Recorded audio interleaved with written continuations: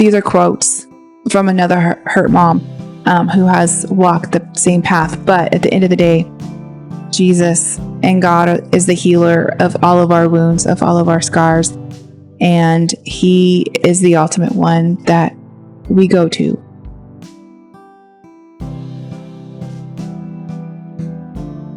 Hi, I am Christine Siddons, and welcome to the One Tough Mama podcast. I am so glad that you're here. I am a mom to many, wife to my husband, and today I'm going to do the second book review. The books that I read the second half of last year. And to be honest with you, the books that I was reading at first, it was just like, oh my gosh. Each book that I started to read, I was like, I can't finish this book. It was audiobook and regular paper books. And so it was just one of those things where I was just hitting a wall after wall. So here are a couple of criteria that make me not read a book. So the first one is if it has a lot of adult content. I will just leave it at that. If it gets too intimate, too adult content, right away I close the book. If there's a lot of foul language, that is a no-no for me. And violence, that is another no-go for me. There are a few exceptions. Military books generally have more violence and they could have some foul language. But generally, I don't read those. And so that's generally not an option. And then some of the other ones, sometimes you can get a religious book and come to find out like it's not going with my beliefs. And so sometimes I do read opposite or different opinions. And as you will see in one of my book reviews, but generally I don't like to have different doctrinal truths coming into my mind. So with that in mind, I am quite surprised at my stack here. My stack is actually bigger than my first half of the year. And so yeah, okay, so let's get right into it. Again, they're not in any particular order. I stack my books according to biggest to smallest on the top. And so that's the order that I'm going to go in as I review the books. And this one is a young adult book. It is Inside Out and Back Again by Thahana Laia. I know that I'm not pronouncing it correct. So on the back of the book, it says, for all of the 10 years of her life, Ha has only known Saigon, the thrills of its markets, the joys of its traditions, the warmth of her friends close by, and the beauty of her very own papaya tree. But now the Vietnam War has reached her home. Ha and her family are forced to flee as Saigon falls, and they board a ship headed toward hope. This is the moving story of one girl's year of change, dreams, grief, and healing as she journeys from one country to another, one life to the next. And this is based on a true story. It is also written in poetry form. And so it is a super quick read because the whole book is in poetry form. So I literally think I only read this in a couple of nights. Again, the chunk of my reading time that I have is at night when we go to bed. So my husband and I do go to bed early, but that's when after he goes to sleep, that's when I just read. And so I read to go to sleep. And so I literally finished this book in a couple of nights. And it was very interesting. It is a totally different style of reading and a totally different style of writing. But it does give you a perspective of what it's like to live in a country that people have to flee, that we here in America take for granted that we don't need to do. And so it is a young adult book. And I don't remember it having any content that wouldn't be appropriate for children. Maybe not like little ones, just because it's about a war. But older ones for sure, it can totally, and they could a lot of them could just read it themselves. I didn't necessarily read this book this past year, but it is one that I wanted to bring up. It is called Heaven Help the Home. And I read it in parts because I've read it before. I read it a couple of times. And I went back and started reading it again. And then I was like, this is kind of not really what I remember it being like. It is an older, as you guys can tell, it's kind of like in the 60s. The copyright is 1974. And here's Help for the Family by Howard Hendricks. Talks your language about problems that bug average families, about solutions that can be yours. Illustrates point after point with lively personal anecdotes, many from his own family life. Bases everything on the best family training manual ever written, the Bible. And so it covers topics that have to deal with the home. Is the Christian home safe for occupancy? Performing the art of family living? Your rod as serpent or staff. It covers parenting, marriage, bills, and just a bunch of different issues that have to deal with the home. And so it talks about your convictions, building a fire in the rain. It talks about, like I said, disciplining your children, Heaven to Home hotline. You know, you need to have your hotline with Jesus. And this one, again, like I said, is an older book, and I've read it a few times. It is a Christian book, so a faith-based book. And it just kind of gives you help to figure out, to navigate the things that you go through as a family. Okay, so this one, I'm sure that a lot of you have heard of her and maybe have read her first book.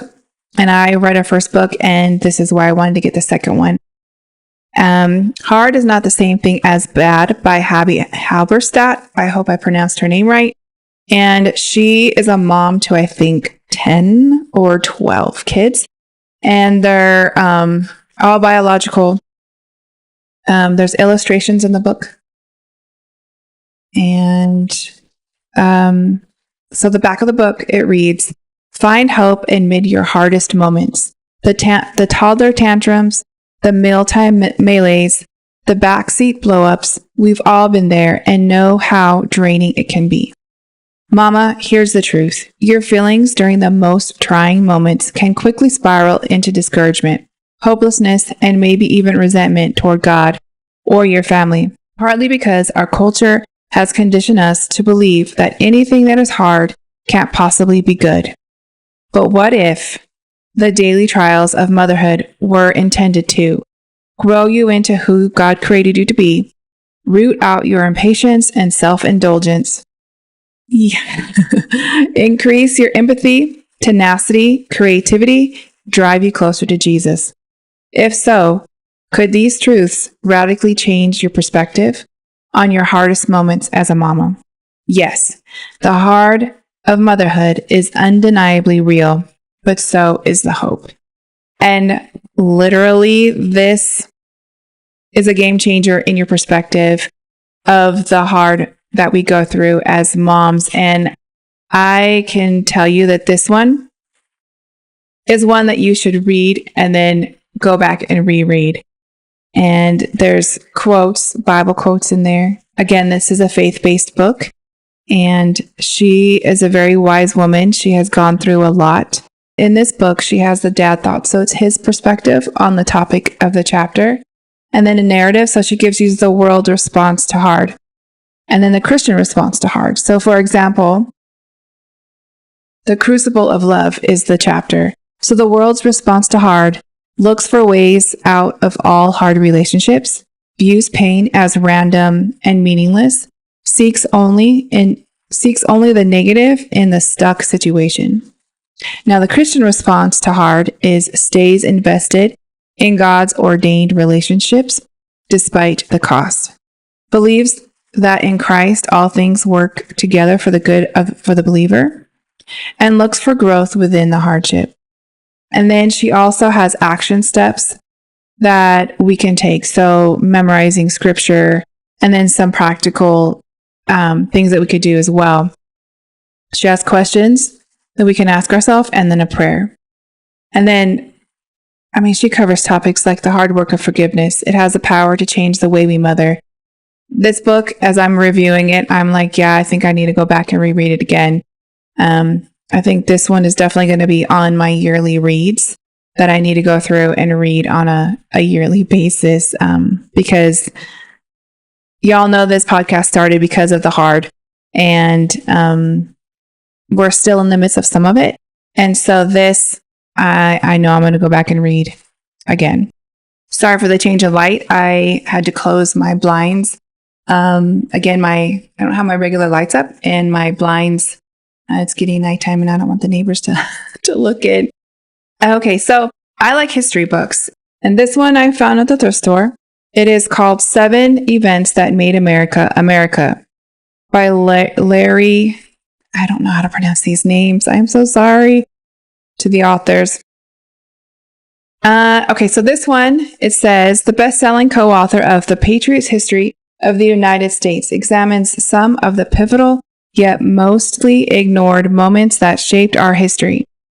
For every school child is taught the great turning points in American history, such as Gettysburg, Pearl Harbor, and 9/11.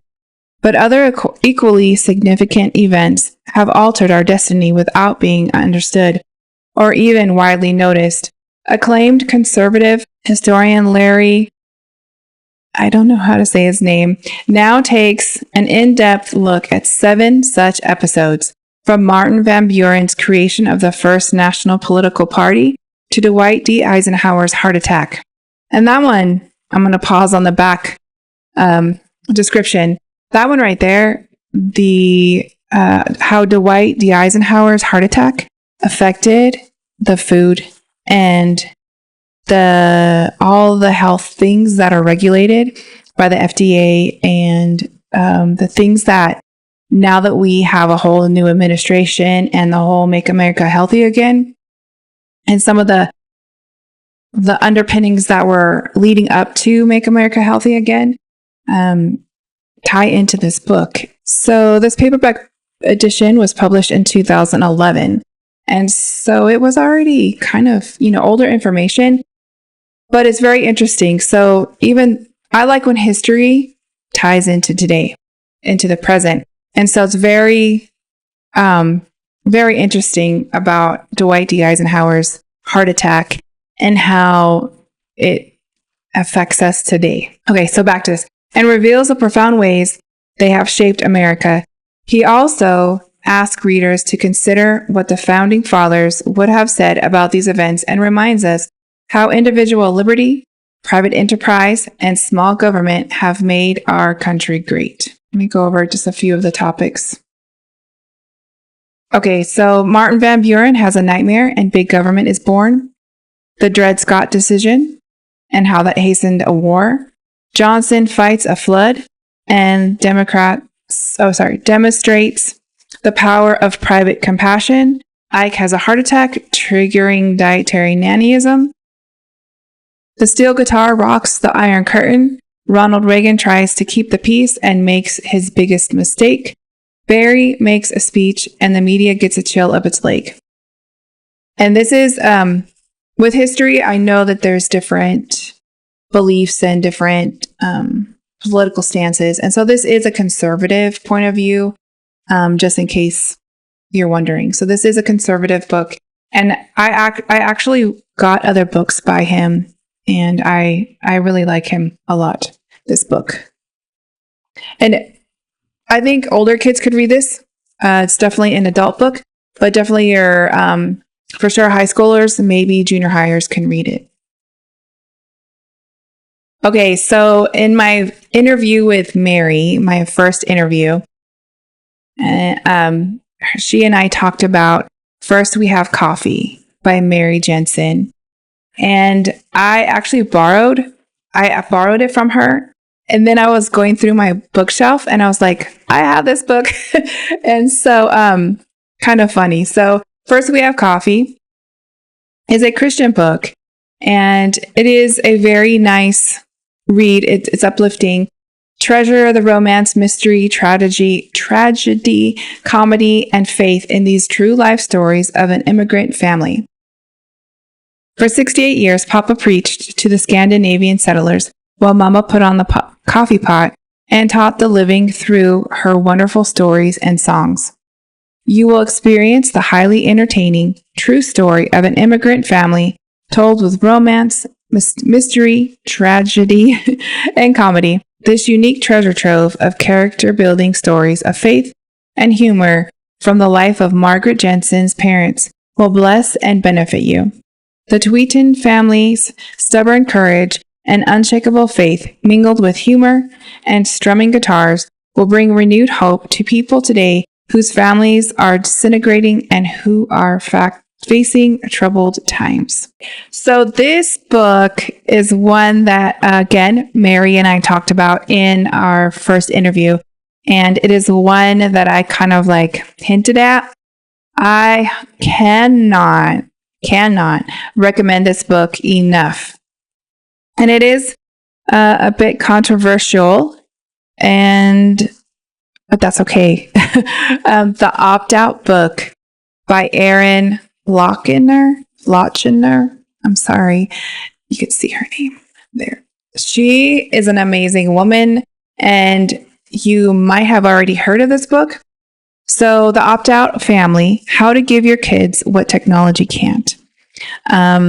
We do use technology, but we don't use technology. We, compared to a lot of Americans, we are pretty back old school, and we don't, our kids don't have phones and that kind of thing. And this book is amazing. So let me read the back to you. Do you know people under your roof better than your devices? The statistics are grim. Excess screen time is eroding our society, interrupting family rhythms, and disconnecting us from our closest relationships. From toddlers to teens and grown-ups, technology has a grip on all of us. So how do we liberate our families? The Opt-Out Family, former online influencer and trailblazer Erin Lochner, reveals the secret strategies of tech wizards and platform experts to uncover what exactly makes devices so addictive, and how to use Silicon Valley's $1 million strategies to engage and delight your family in screen-free ways. The result is a smart, timely playbook for transforming your family's relationship with today's ever-evolving technology. Inside, you will learn how to experience quality time that helps you renew connection and strengthen bonds, create healthy, loving habits as a family, discover what your kids actually need from you. Hint, it's not what you think. Establish true and lasting influence within your four walls and beyond. Want to reclaim your home and build a tech-free family culture that's stronger than your Wi-Fi signal? Start here. And first of all, Erin's writing style is amazing. She flows. She's like everything you learn about as a writer. This is how she writes. You just can't put this book down. And so this book is a big, big eye opener. This book is one of those life changers as well. And I don't know if you're like us, but you go to restaurants, you go to the store, you see everybody on their devices. They're not talking, they're not engaging. You see little kids in the shopping cart sitting and staring at a screen, and their friends bringing over the devices. I mean, we've had people in our house, you're just having a conversation and they can't have a conversation because they're on their phone. So this book, I don't want to sidetrack here, but I dog-eared many of the pages in this book. And this is one of the books that I started to read, and I was like, I can't read this one in bed because I am going to be marking it up and taking notes. And sure enough, it's in pencil, so I don't know if you can see some of my my note taking here. Instagram shifted the keeper of our photos to gatekeeper of our experiences, or perhaps owner of our experience. That's one thing that I underlined. The problem isn't that people lack willpower. It's that there are a thousand people on the other side of the screen whose job it is to break down the self-regulation you have. So again, this is eye-opening because we already know that the internet follows us, it watches us. The algorithm is talked heavily in here. And I didn't realize just how precise and how exact and how aggressive the algorithm was, how aggressive the whole web is. And I am I did not grow up on technology. We didn't have computers in our school until I think like I was in 5th grade. And that was one computer. Oh, I think we played Oregon Trails. That's what it was. It was Oregon Trails, and it was dot matrix. So it was a black screen with the green dots. And I remember that was our first experience with computers in school. It was a lot. Growing up, we didn't have computers in the home. We still had typewriters. I think it wasn't until my stepdad, he had like an office computer, but that was only, I think he did like bills or something on it, but it wasn't like a family computer. It wasn't anything like that. And so it really wasn't until my husband and I were married and we had computers anyway. But computers, this is something that's new and we didn't grow up on it. And I can get addicted to the internet, to scrolling. I can check out on it. I could just get lost in snail trail and start out, well, I'm going to look at the news or I'm going to whatever, and you snail trail and you get caught off. And I can't even imagine these kids who are growing up on it, whose brains are not even developed and who don't know how to process and don't have self-regulation and self-control. And so Aaron not only talks about how aggressive and how, for lack of better terms, bad the internet and all that social media and things are for our children and for us and for our families, but she also gives you alternatives. She gives you options, and her style is written so fun and so creative. So she writes it almost like you're on the computer a little bit. And so she gives you like the text playbook and our playbook. She gives you different ideas. And then throughout her book, if you want to replace, like for Instagram, for example, or TikTok, I don't really know about TikTok other than what I've heard about it, but it's like there's always a party going on, right? And so you want to always be on TikTok. You always want to be on social media because you feel like you're missing out because it's just go, go, go, go, go. Well, you could do that in your own life. You could do that in your own home. And so she gives little like DMs that you could do. She does follow.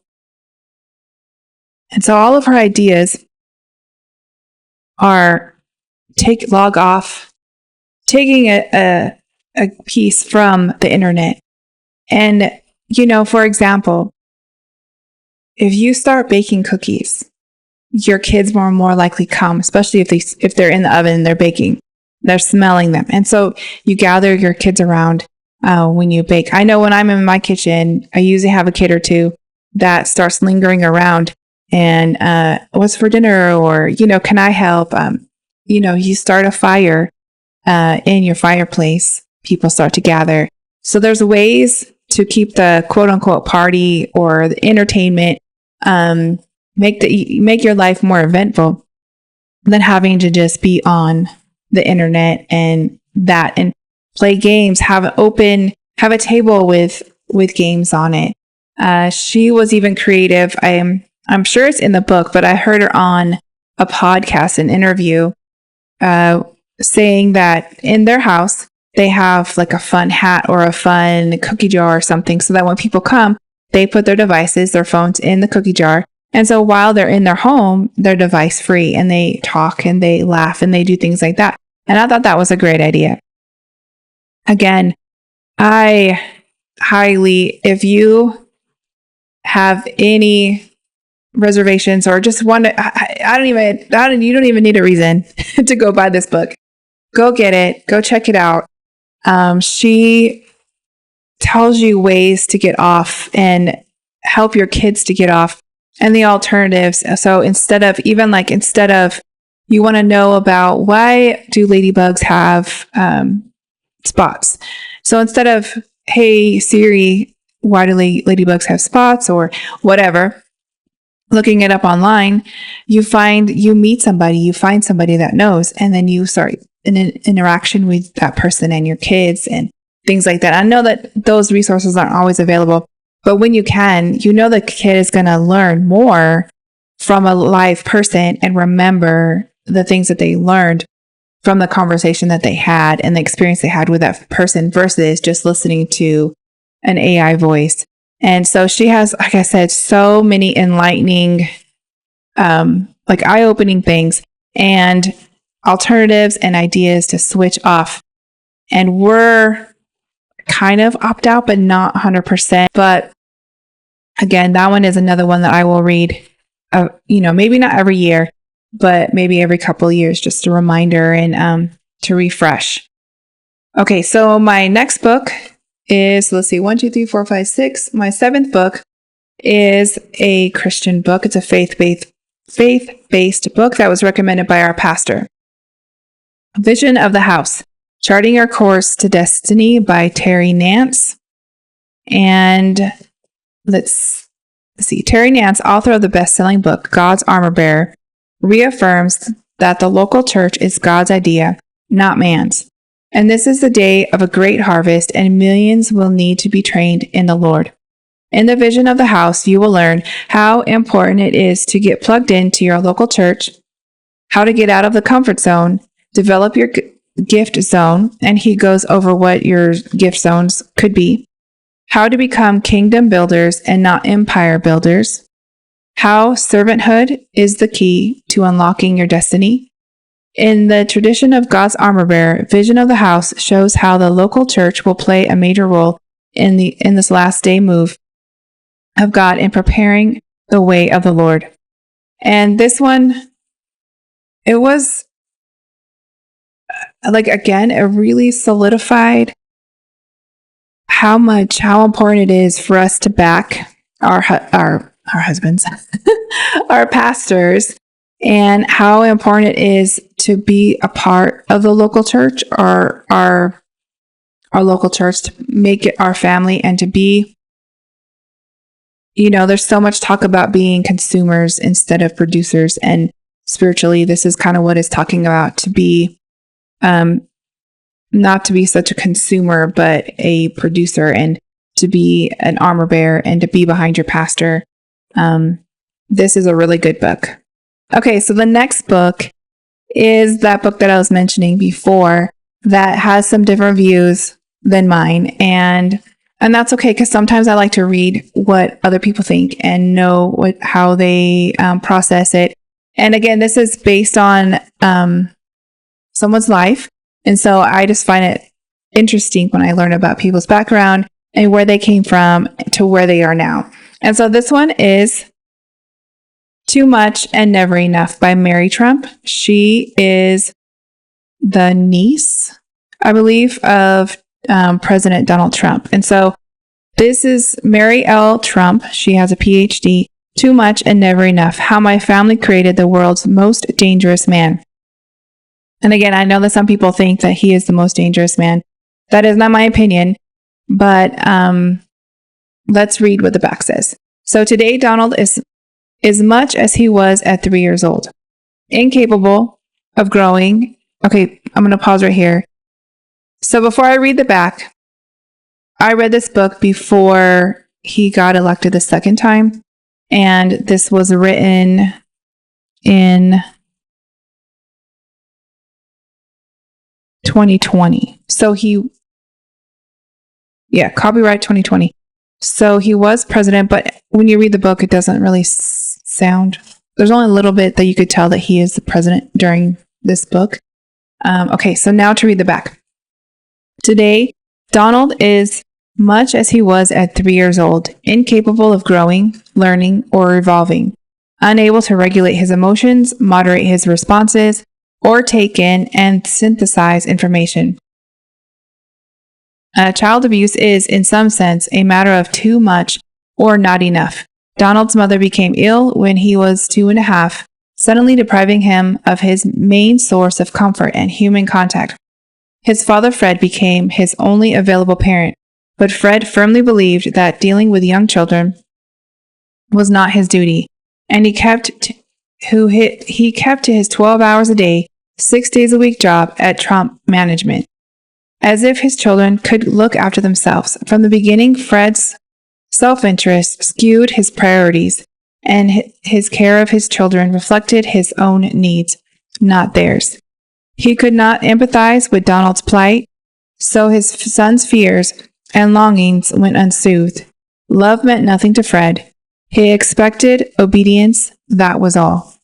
Over time, Donald became afraid that asking for comfort or attention would provoke his father's anger or indifference when Donald was most vulnerable, that Fred would become the primary source of Donald's solace when he was much more likely to be a source of fear or rejection, put Donald into an intolerable position, total dependence on a caregiver who also caused him terror. Donald suffered deprivations that would scar him for life.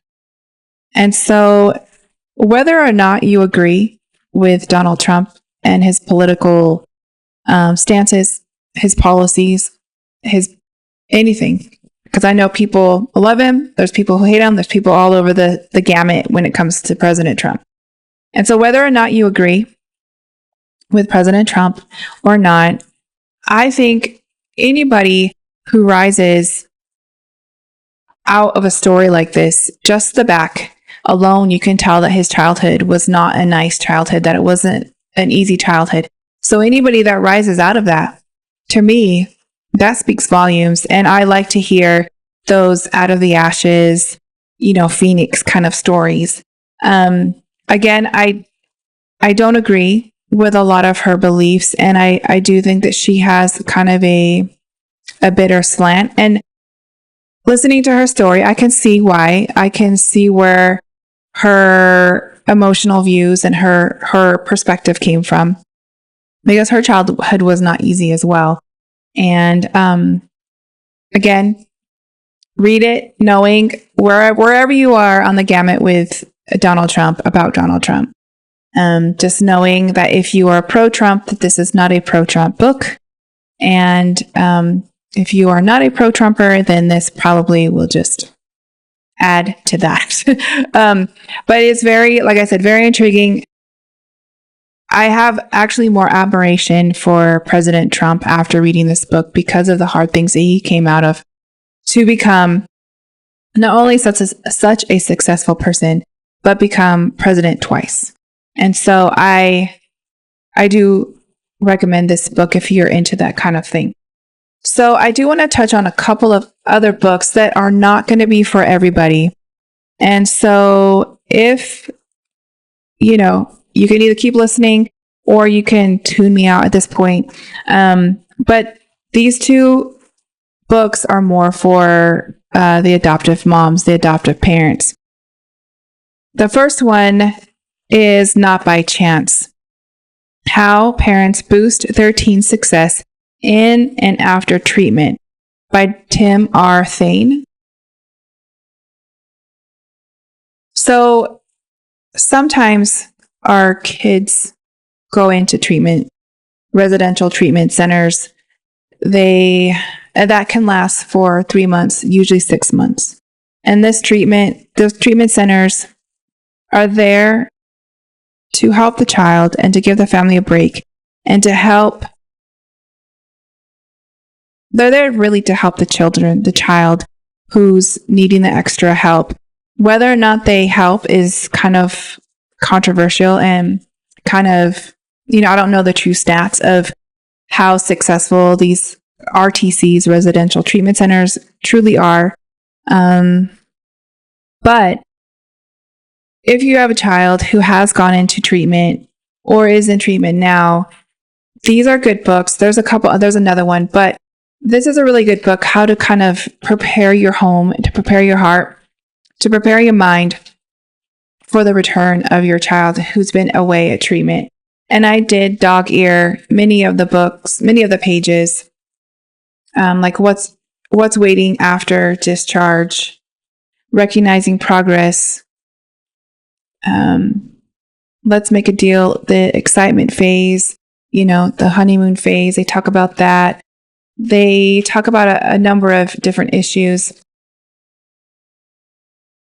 So the struggles, you're struggling, they don't have, the back of the book is just like people's recommendations. So the inside cover says, not by chance, your struggling teenager is going to a residential or wilderness treatment program.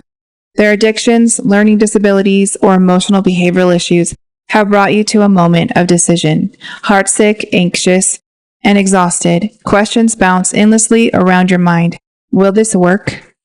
Was this really necessary? And I can tell you right now, was this really necessary?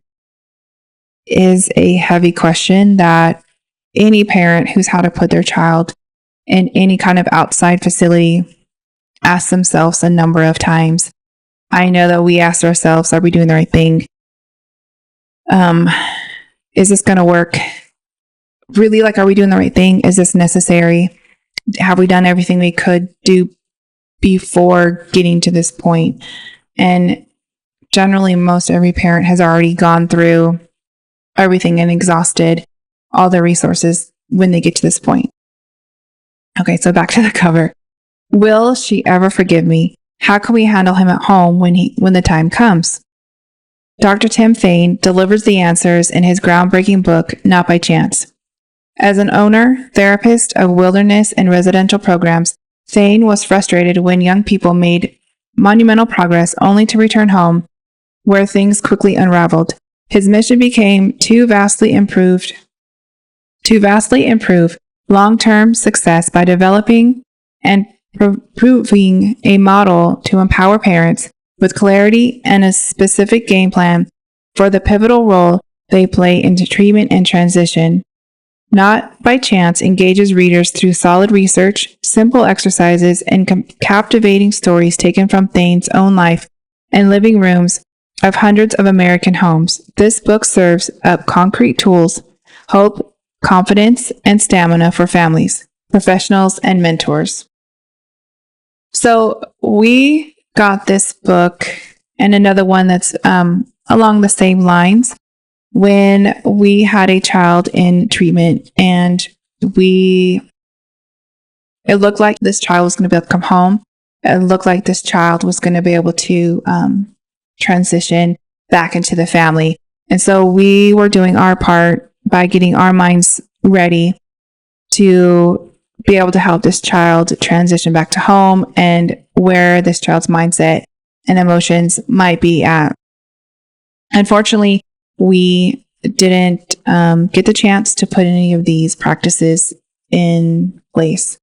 And so, but if you are facing having a child put in treatment, or if your child is in treatment now, I do recommend this. And I know a lot of these books can be almost more frustrating than helpful at times, because you feel like, I've heard it, I've done it, I've seen it, we've tried it, and it hasn't worked.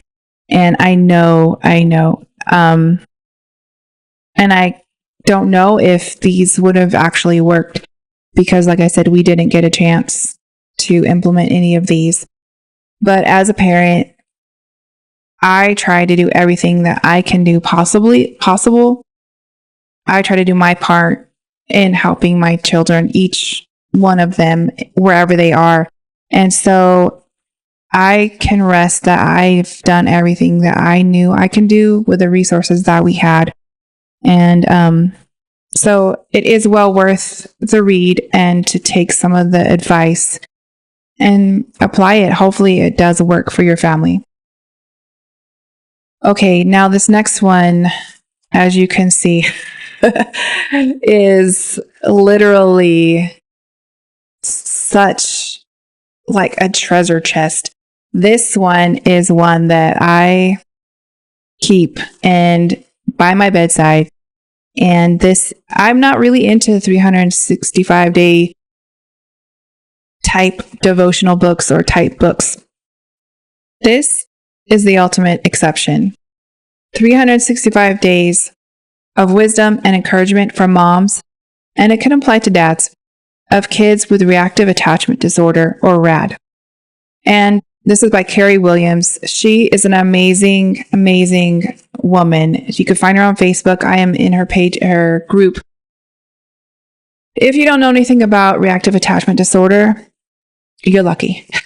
If you are considering adoption, I can't stress enough to study reactive attachment disorder, RAD, and what it does to your child, what it does to the children, and how it could affect your lives. Like any kind of disorder or mental health issue, they're not all the same. So not every one of them is a cookie cutter. Not every child is the same. Not every child's going to have the same reactions and behaviors. But it is such a misunderstood, such a hard, and I mean hard in every sense of the word, disorder to live with. And I eventually I'm going to do a podcast solely on reactive attachment disorder and how it has affected our lives. And so let me read the back of the book. Discover hope and healing on your journey. Are you a mother navigating the challenging path of raising a child with reactive attachment disorder, or RAD?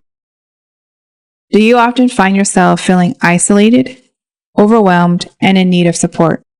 You are not alone, and this book is here to offer you a lifeline of wisdom and encouragement.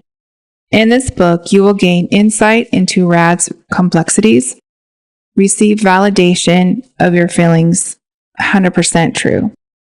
Find encouragement to inspire your journey. Learn strategies to navigate this disorder. Foster self-care because you deserve it. With each page, you will find strength to face each day with hope and courage.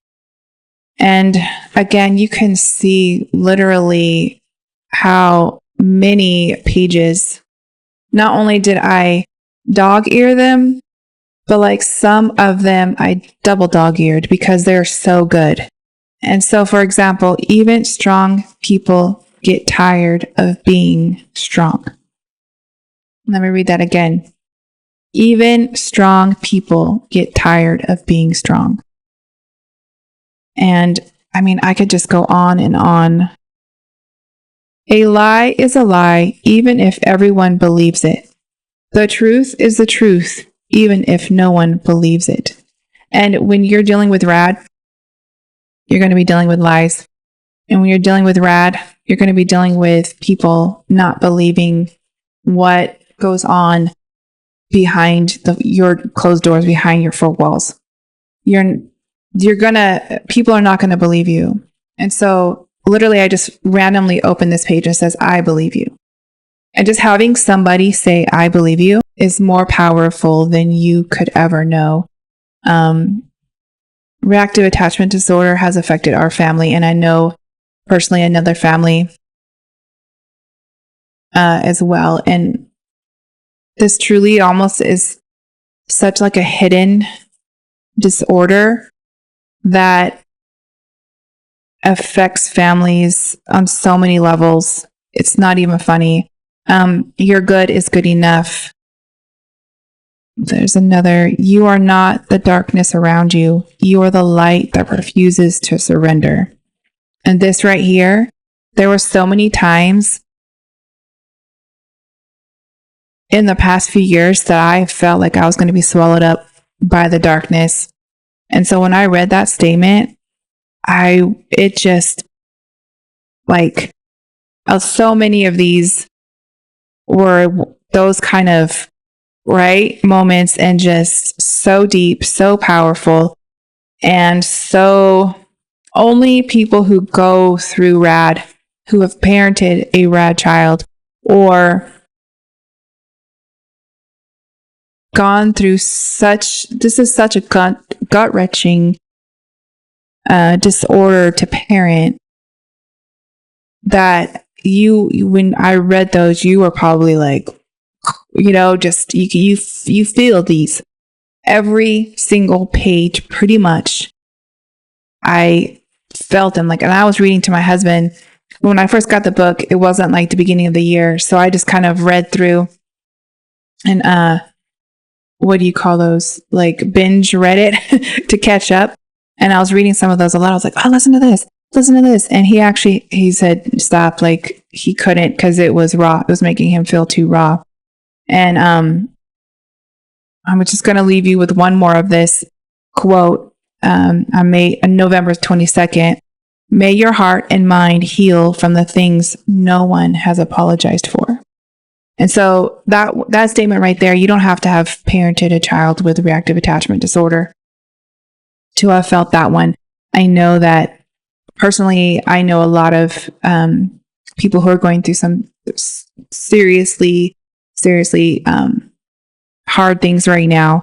And so let me read this again. May your heart and mind heal from the things no one has apologized for. And for me as a Christian woman, Christian mom, that healing comes from Jesus and through my walk with God. And